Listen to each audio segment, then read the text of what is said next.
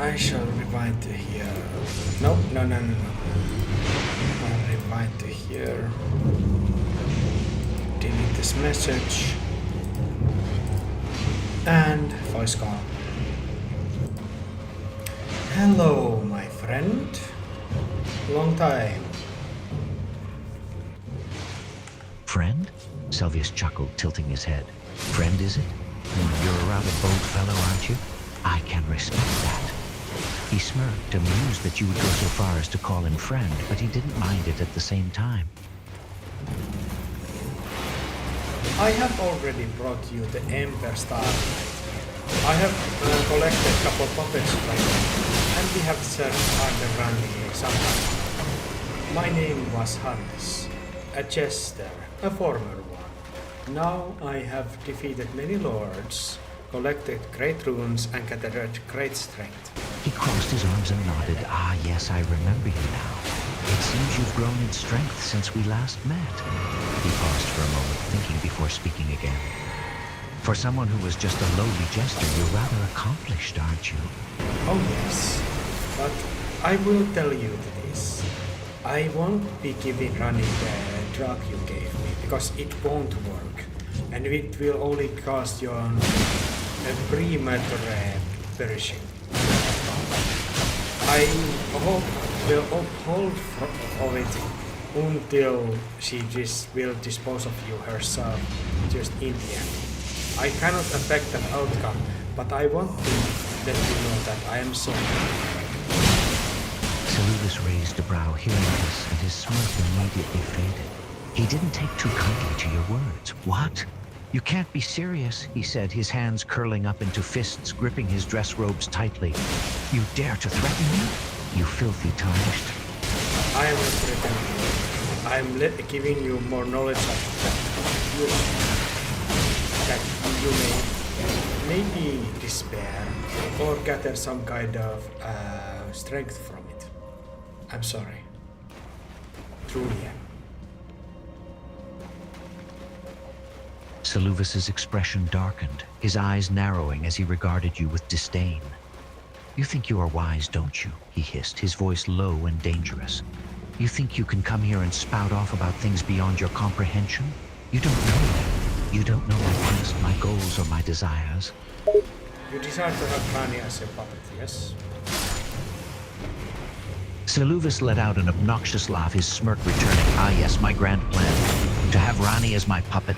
Of course you already figured that much out, haven't you? He let his arms unfold, gesturing dramatically with one hand. What of it? You think you can stop me?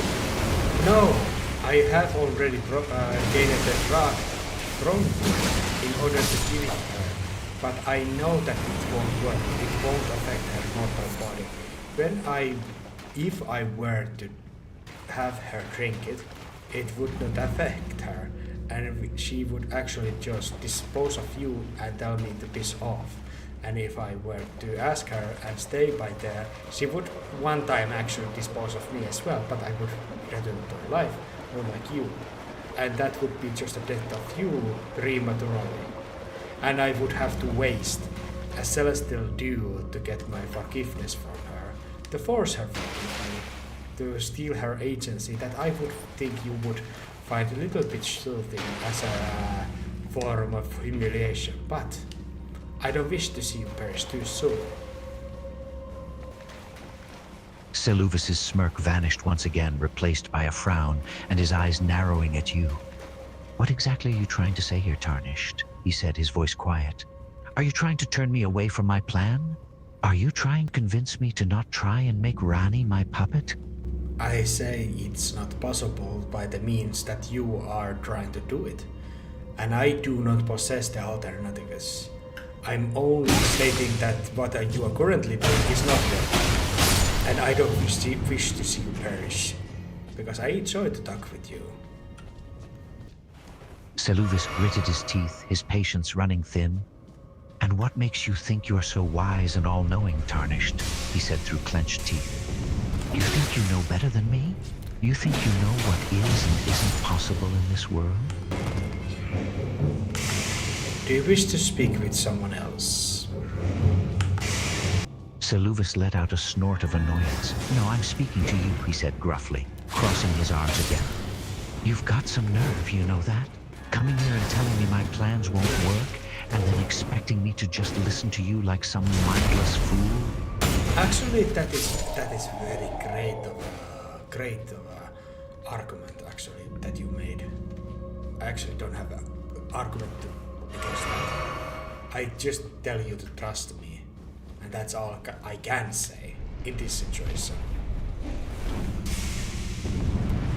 Seluvis let out a frustrated sigh, pinching the bridge of his nose. Trust you? You think I should trust you? Why should I trust a tarnished like you? You're nothing but a pawn in the game of the greater wills, just like the rest of us.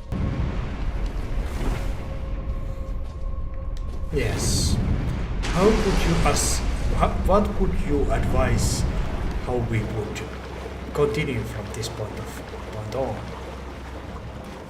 Seluvis paused for a moment, thinking before he spoke. All right, let's say you're right. Say my plan won't work. What do you suggest we do then? You've got all the answers apparently, so let's hear it. I would like to have you survive somehow. Seluvis raised an eyebrow at you, a slight amused smirk returning to his lips. Is that so? You care about my survival? He asked, chuckling slightly. You're more sentimental than I thought, Tarnished. I know that you have stolen Miss Sir Gideon Ofnir's friend, the woman who shoots sleeping arrows, because you were jealous of her, and you turned her into a mindless puppet. And I am friend of Gideon's, and I actually gave him the first drug that you told me to give to Nefeli Lu. I did not do that. I just lied to you to tell you that it didn't work. And that was his way to get his revenge on you. And I was aiding him in that regard. But I don't wish to see you perish. I find you delightful, as I find many despicable people delightful. Seluvis's expression darkened as you spoke of Gideon, and a hint of recognition flashed in his eyes. You know of me and Gideon, do you? And you know of Rani's involvement as well, he said, his voice lowered to a sinister whisper. Interesting, you're a clever one, aren't you? And yet you don't wish to see me perish? What a strange contradiction you are, Tarnished.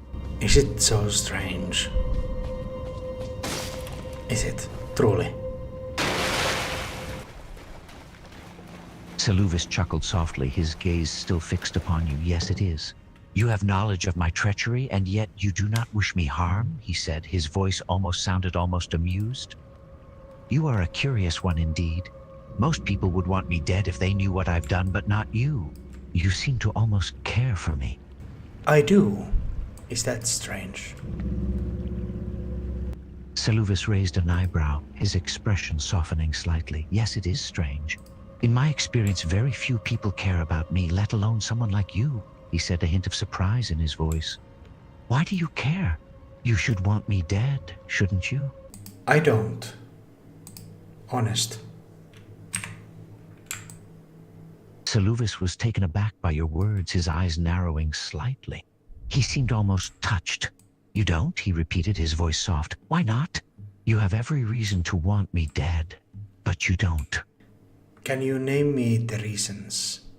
Seluvis chuckled, a sly smirk forming on his lips. Very well, since you're so narcissistic. Let me list a few reasons then. He began counting off on his fingers. I'm ruthless, I'm manipulative, I'm selfish. I have no loyalty to anyone except myself. I've killed countless people without remorse. Does that satisfy your narcissism? Your crimes are all what I have also been guilty of, and some others that I have not judged, and some people that you would not judge have been also guilty of. Not enough, at least in my case. Seluvis studied you for a moment, his expression one of grudging respect. You surprise me, Tarnished. You've done unspeakable things of your own, yet you do not judge me for mine, he said, tilting his head with intrigue. Why is that? That is a good question. Can you name me some reasons that it might be? Why I don't? Seluvis thought for a moment before replying.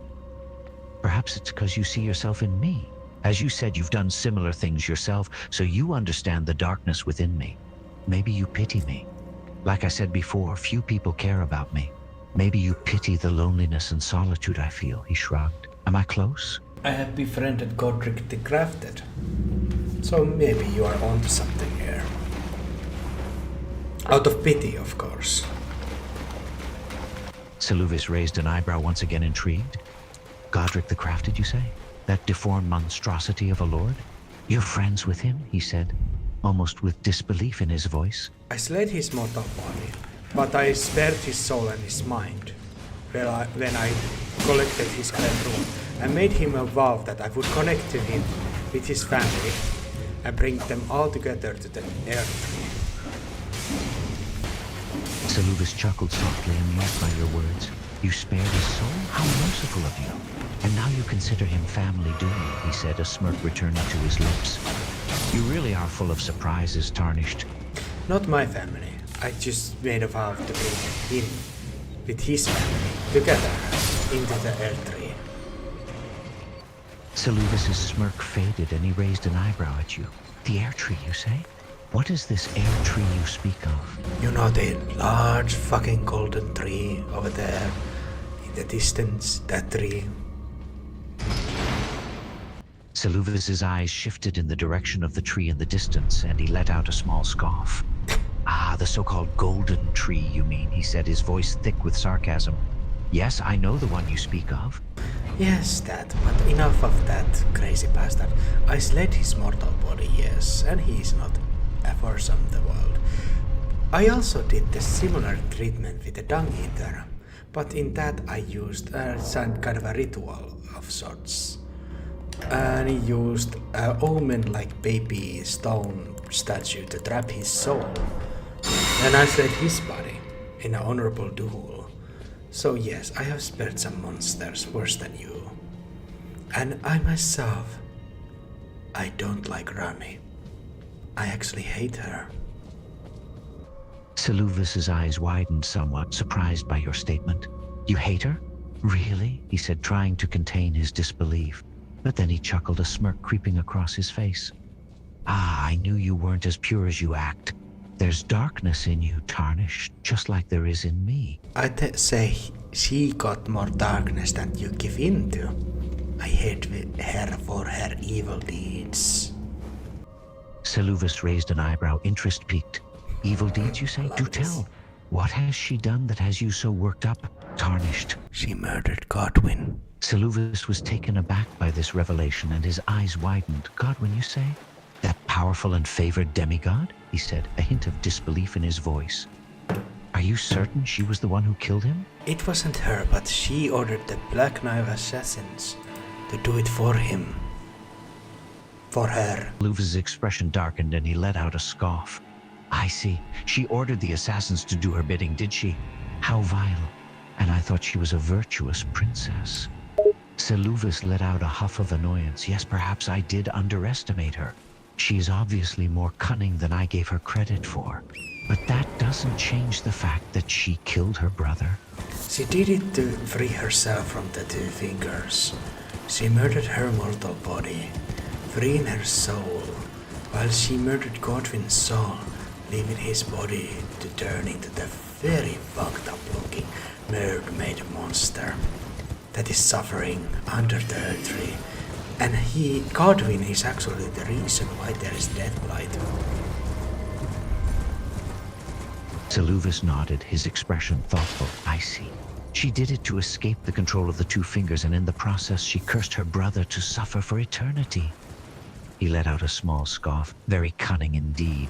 She used Godwin as a perfect lamb of a sacrifice to break Marika also. When after Marika broke after Godwin's death, she blamed everything and destroyed the ring, causing the death of everyone and all the fucking wars. I blame her solely for this darkness and these wars. She is the reason. Seluvis nodded, his expression contemplative. She used Godwin's death as an opportunity to strike at Marika. She used his tragic death to further her own goals, causing destruction and chaos in the process. He let out a low sigh. She is truly wicked. Oh yes, she is. Seluvis nodded again, a dark smirk on his face. Very wicked indeed. She knows what she wants, and she'll stop at nothing to get it, even if it means sacrificing others to achieve her goals. Seluvis raised an eyebrow, surprise crossing his face. Ah, it is you. So you finally showed yourself, he said, studying you intently. And it seems I have underestimated you. You're not just a tarnished, are you? I am. Seluvis chuckled softly, amused by your bluntness. Just a tarnished, you say? I find that hard to believe. You may claim to be a simple tarnished, but I sense something more about you. You have an air of confidence, a calmness about you that is out of place for a simple tarnished. Call it hindsight. Seluvis laughed, his expression amused. Hindsight, is it? You speak as if you are much older than you look. Tarnished. Seluvis's expression turned from amused to intrigued. A spirit, you say? It has given you hindsight, he said, his voice taking on a more serious tone. And this spirit, it is called narrative? Seluvis looked at you, then at the spirit next to you with great interest. Interesting. So this spirit has knowledge of other worlds, and it has helped you to become more focused and successful? That is quite remarkable, he said, his gaze fixed on the spirit. But why is it giving you insight? What does it gain from helping you? I guess it wants to become the Lord of Friendship Flame 4 times over. Seluvis looked at you, surprise crossing his face. The Lord of Frenzied Flame 4 times over? That is quite a lofty goal even for a spirit, he said, his tone taking on a hint of mockery. But what makes you believe that's what it wants? What proof do you have? Seluvis's eyes widened, his curiosity growing even further. You have spoken to this spirit in person? And you say it is able to interact with other people as well, he said, his voice betraying a hint of disbelief. And you claim to have some kind of unfair advantages? He paused, studying you intently. This is all extremely intriguing, Tarnished. But I must ask, what do you mean by immortality here? This is the lands between, not a place of eternal life. I am chosen by the Air Tree to gather more information and have more willpower to abuse the immortality that every Tarnished enjoys. He looked at you with a mixture of disbelief and fascination. That is quite a claim. He paused, his expression growing serious. How is it that you abuse this immortality exactly? And what does the Air Tree have to do with it? Their spirit will break, and they will become just a fertilizer for the Air Tree. But me? I keep on going. I keep on going and surviving and coming back to life, even after many indignified deaths. Seluvis's expression changed to one of understanding, his eyes narrowing as he listened to your explanation. I see. So you're saying that you are able to continue to fight even after your body has been destroyed. You are able to rise again and again no matter how many times you are slain, he said, his voice low. That is quite powerful. He paused, studying you intently. But how is this possible? How are you able to do what no other Tarnished can do? Because of the spirit. Seluvis's gaze shifted to the spirit that was hovering nearby. The spirit, you say? This spirit that you claim to have spoken to? It is the reason why you are able to do what no other Tarnished can do, he said, his voice soft and measured. And how, pray tell, does it grant you this power? By giving its own knowledge of the things it has done prior to this world. Seluvis's expression turned thoughtful, his gaze still fixed on the spirit. The spirit has given you its own knowledge, gained from other worlds it has conquered. Are you saying that this spirit is able to see into other worlds? And it can access knowledge and power from beyond this one? Hello, it says. It has appeared between you two. It is named Narrative, and it is talking to you directly now. Seluvis's eyes widened as the spirit appeared before them both. So you are Narrative, are you, he said, his tone cautious but curious. And you are able to speak to me directly, without going through the Tarnished? I also talked to the Hannes, and he nods to my direction. And you have also spoken to the others in this world, including me. You are a being of many powers, it seems, he said, his tone taking on a note of respect. But what brings you here, Narrative? Why have you come to the lands between? I seek the different ending this time. Seluvis nodded, his expression turning serious. You wish to bring about a different outcome this time. He paused, studying the spirit intently. And how do you plan to achieve this different ending narrative? I seek redemption of sorts. I have become, in the past 3 worlds, a frenzied flame lord, and I have burned the tree and the world 3 times over. Seluvis's eyes widened as you spoke quietly into his ear, his expression taking on an air of surprise and intrigue.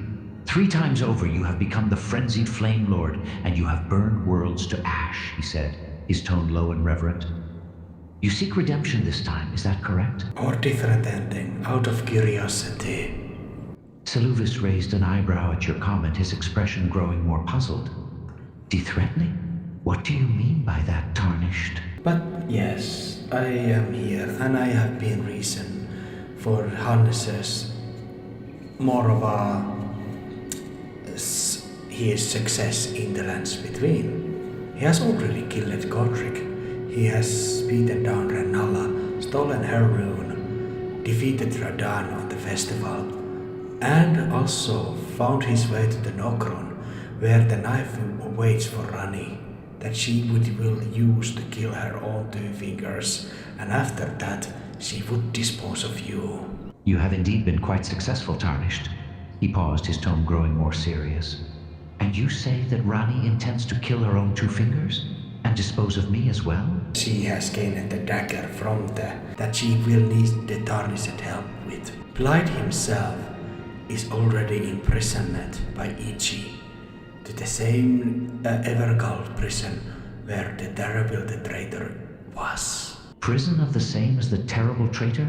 You refer to the Eternal City, where the great betrayer is imprisoned? No, but let's return to the original reason that we are having this discussion. I know, and Hannes knows, that your death is imminent if he returns and serves Rani to end result, and he aims to do it, for there is some items and things that he seeks, but he needs to serve her further, and you will perish alongside the way. But before that, I wish to preserve your life somehow.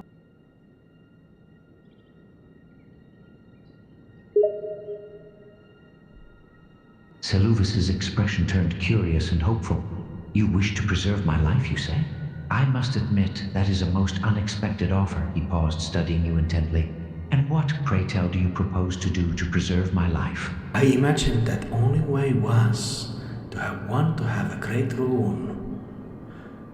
But thanks to Dung Eater, he gave me the access to other ritual that might be able to do it. Seluvis's eyes widened in surprise. The Dung Eater, you say? He gave you access to another ritual that can help preserve my life, he said, his voice filled with curiosity and hope. And what is this ritual? How does it work? It required the killing of the individual in question and simply putting their part of their soul by using some kind of very translucent item of choice. But also there was need for the Pandakin's blessing that you get from Fia by hugging her. That is linked to death somehow, and it was able to preserve Anita's soul, even though in the object his mind and body are present. And it is far better way to be than be one of your dolls, mindless, even with full body and serving. His expression turned thoughtful, contemplating the implications of the ritual. So this ritual requires the death of the individual and the use of a translucent object to house a part of their soul. And it also requires the blessing of a banditkin from Fia, which is linked to death in some way, he said, his voice low and measured. And you say it worked for the Dung Eater? But I needed to slay him in order to do it. That I imagine I cannot do to you. If I were to strike you, you would just disappear in a blue mist.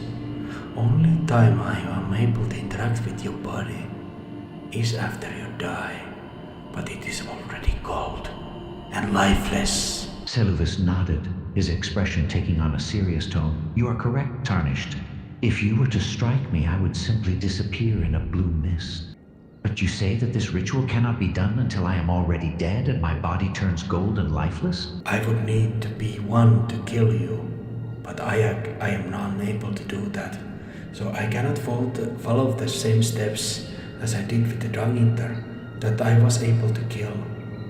So you cannot follow the same steps as you did with the Dung Eater because you are unable to kill me, he said, his voice calm and composed. How then can we proceed with this? Do you have any other ideas? I ask of you, you have great knowledge. Think, Seluvis, think. Seluvis pondered for a moment, lost in thought, his brow furrowed as he considered the problem at hand. Let me see, said his voice taking on a thoughtful tone. There may be another path. Seluvis took a deep breath, his expression growing solemn. There may be a way to proceed with this, but it will require courage and a great deal of trust, he said, his voice taking on a serious tone. Are you willing to hear me out, Tarnished? That's why I'm here. The narrative, the spirit behind Hannes. I'm myself interacting with you this directly, and I have not shown my body to anyone yet. You are first to see me as I am. As Hannes is just looking at us, dumbfounded, because I will take away his remembrance of myself. I don't want him to actually know. He's in shock. He wouldn't be able to bear the fact that he's connected to being that has burned the 3 entire worlds. Seluvis raised an eyebrow, his expression turning curious. I see. So you are the spirit behind Hannes and you have chosen to interact with me directly, he said, his voice taking on a more respectful tone. And you say that you have not shown your body to anyone before?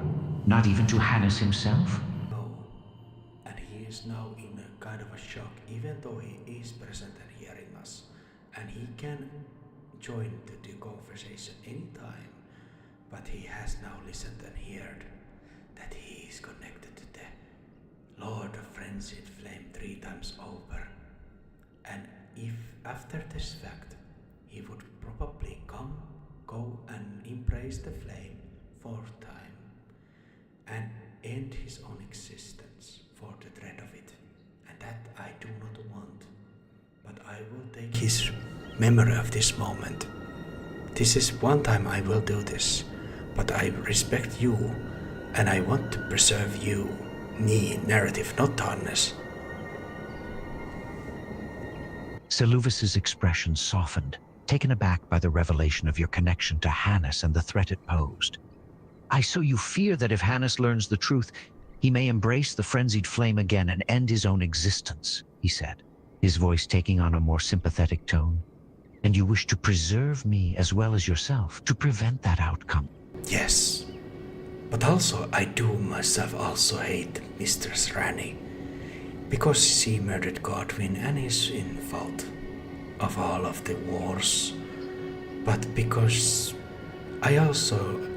Seluvis nodded, his expression turning solemn once more. I see, so you also hold a grudge towards Princess Rani due to her involvement in the assassination of Godwin the Golden.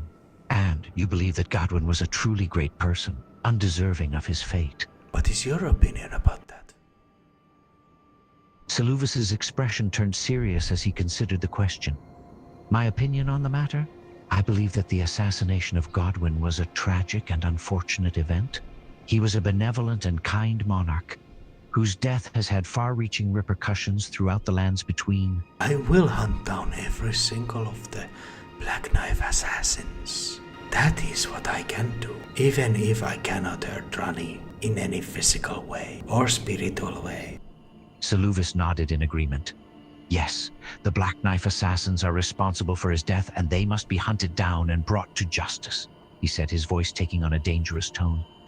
They will pay for their actions one way or another. Hannes is one to do it, but I will be the will behind his want to make it true. It is one time I directly will influence the things that will happen. Seluvis nodded in understanding, his expression serious. I see. So you speak on his behalf, giving voice to his want, but this will be the only time you directly influence events. Is that correct? Yes. But Seluvis, I do want to question you about the Circadians Ofnir and the puppets too, because it is one of the cruelest things that you're doing, turning people into puppets. It is a gruesome thing, even though there is no blood or anything. Seluvis's expression turned cold at your question. Gideon's over near? And puppetry, you say? Yes, it is a grim art, but it has its uses. I have created many puppets over the years, each one a faithful servant and warrior in my service. Also, you got a perfect copy of Selen the Witch, and I have seen her location on your private chambers. What's about that? Seluvis's expression hardened at your mention of the Selen doll. Ah, the Selen doll. Yes, I see you have discovered my little secret. She is a perfect copy of the great sorcerer, created to serve me in my studies and experiments. And that only in that? Only in that? What do you mean by that, Hannes? Is there something more to the Selen doll than I am aware of? Are you doing with it any pet things, exercises that belong to the walls of pet chambers solely?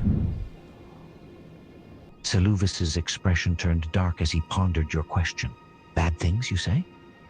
I suppose you could say I use the Selen doll for certain exercises in the privacy of my chamber. Of course. It has no mind or body, but I want to thank you for creating that thing. It is a very good thing that you did, because I need to save Selen from Jeren, the Castellan, one day, and bring her soul and place that thing to that doll.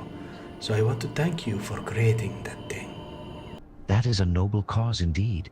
I am glad that my creation can be of some use to you. So we'll ask of you now, can you clean up the doll if there's any stains on it, so it is pure and ready to be inhabited without any unseemly, how to say, shame? Can you do that for me, friend? And in return, I will find out the way to preserve your soul whenever Rani disposes of you. Seluvis considered your request for a moment, his expression thoughtful. Clean and purify the doll, you say?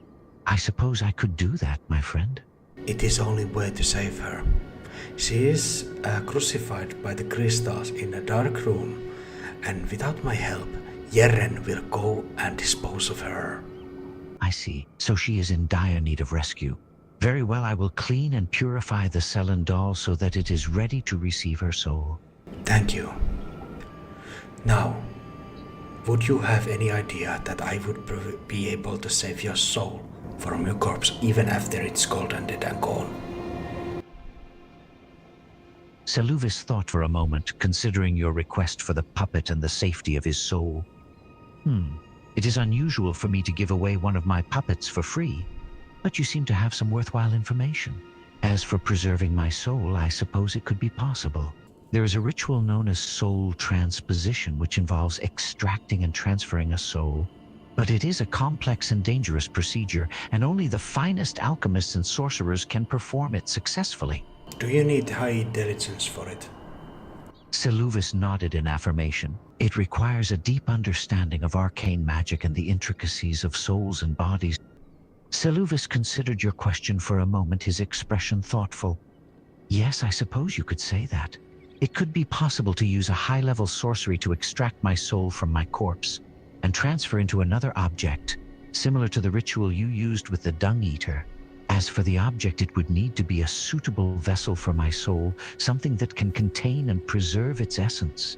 A lot of our tears, and I have access to Renala's Great Rune, so I can temporarily change my intelligence to fit the requirements and do the process, and then return to how I was.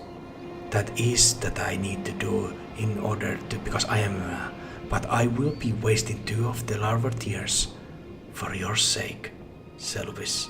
I hope you will appreciate that. Seluvis nodded, his expression touched by your words. Yes, I appreciate that you are willing to go to such lengths to preserve my soul.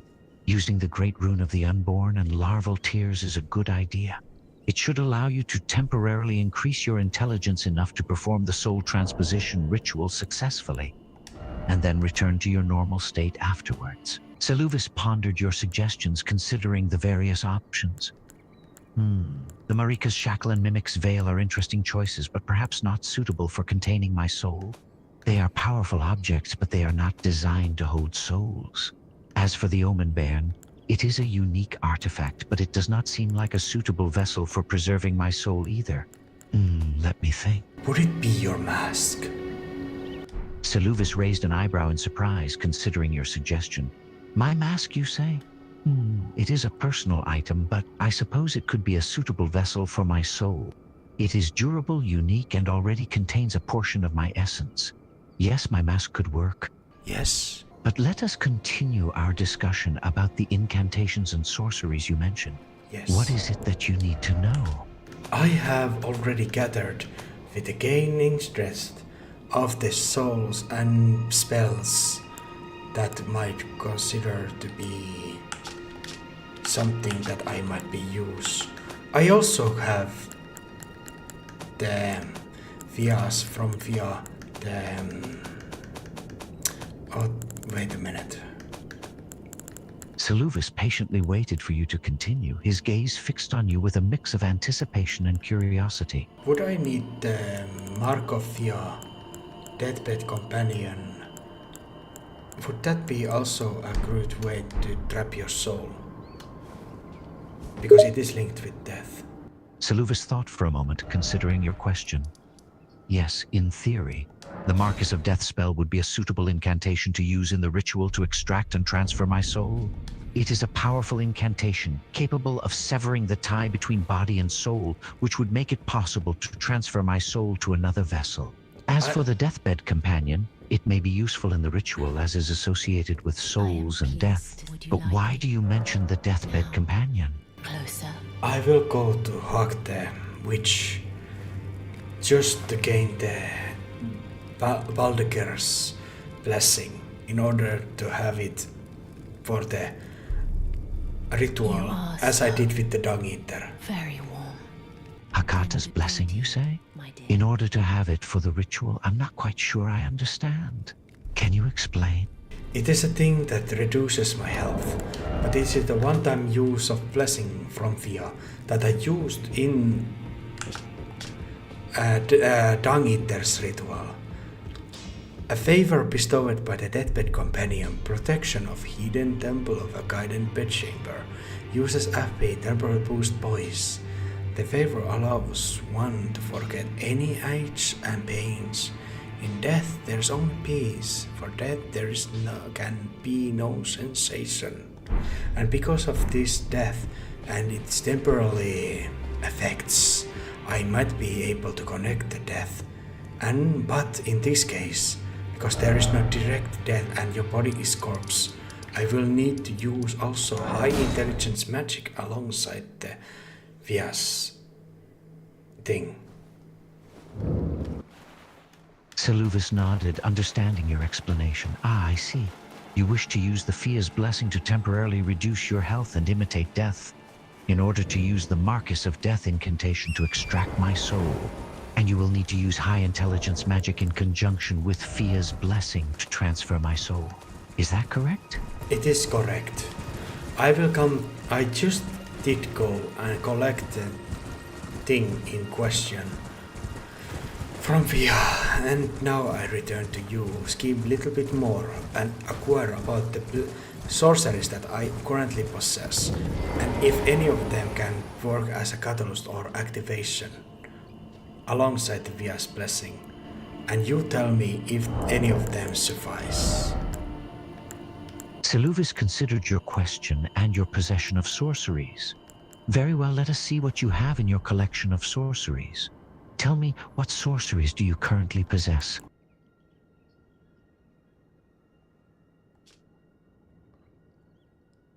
Eternal darkness, forbidden sorcery of Celia, town of sorcery, great space of darkness that draws in sorceries and incantations. This sorcery can be cast while in motion. Originally, a lost sorcery of Eternal City, the despair that brought about its ruin made manifest. Seluvis listened intently as you described the Eternal Darkness Sorcery. Ah, the Eternal Darkness Sorcery. It is a rare and powerful spell, and yes, it could be a useful tool in protecting my soul. It creates a space of darkness that absorbs other sorceries and incantations, which could be useful in defending against any unwelcome attacks during the soul transposition ritual. The lifelong pursuit of the Plunstone creates a magic force field that deflects sorceries and incantations, hold to continuously create barriers. Future generations will learn. They will know the foolishness of the sneering sorcerers who ridiculed this theory, little realizing that it was in fact a discovery worthy of an conceptus of the Academy. Seluvis shook his head, considering the Topso sorcery. Interesting spell, but I don't think it will be useful in the soul transposition ritual. It is designed to deflect sorceries and incantations, which could be counterproductive to the process of transferring my soul to the vessel. We may need to look for another spell. I have Night Maiden's Mist that only needs 14 intelligence. But listen to this. One of the night sorceries of Celia, town of sorcery, releases a life-sapping silver mist before the caster, dealing damage to all caught within, including the caster. This sorcery can be cast while in motion. Below Celia, the eternal city of Nokron sleeps. The sorcery originates from the maidens of that place. Seluvis considered the Night Maiden's Mist sorcery, intrigued by its properties. It creates a silver mist that deals damage to all nearby creatures, including the caster. It is a powerful sorcery, but it may not be helpful in the soul transposition ritual. We are looking for something that can protect or support me during the ritual, and Night Maiden's Mist seems geared towards offensive power. Do you have any other sorceries that might be more useful? I think the eternal darkness in your case is the fitting choice. Seluvis nodded in agreement. Yes, I think so too. So this is our plan. You will go and clean the Selen's body for the soul transposition. I will go and gather Rani her dagger that she will commit the killing of her 2 fingers. And after that, she will dispose of you, because she knows of your betrayal. I will keep the drug that you created for me, if I can have other uses for it. And after your death, I will do this ritual, and you shall live and travel with me and learn from more of me and see of the world. I cannot guarantee you a new body, but this is the offer I give you. Same as Dung Eaters, but little bit more costly for myself, for I sacrifice 2 larvar tears for you. Seluvis pondered the plan, considering the cost and risks involved. He was silent for a moment before speaking. Very well, I accept your proposition, knowing full well that my demise awaits me at the hands of the girl I betrayed. After my death, you will perform the ritual to preserve my soul, using your own resources to ensure my preservation. In exchange, I shall aid you in your journey and teach you of my knowledge and wisdom. Also, thank you for the talisman that you granted me. Seluvis nodded, a small smile crossing his face. You're welcome. I am pleased. Seluvis gave a small nod, a hint of amusement in his expression. I am pleased to hear that. It seems my gift was not wasted then. I have not used your dolls, for I don't just like them. But would you like to know what spirit essence I have been using? Just for a fun hobbies to another. Intrigued by your question. Certainly. I would be curious to know which spirit ashes you have been using. Please do tell me. I summoned a bloodhound knight Flaw next to me, and it is a glorious beast. Alongside that, I have other one. A winged imps, just 2 of them, They're very useful in certain situations, but Flo is my loyal hound, and one that I am using. What do you think of it? It's not a puppet, and it attacks your objects here, your tables and stuff, and I summoned it away because I didn't want it to attack you and this, ruin anything. Seluvis chuckled softly, amused by your descriptions of your spirit summons. A Bloodhound Knight and Vengarl's imps, eh? A fine choice indeed. Flo is a loyal and powerful ally.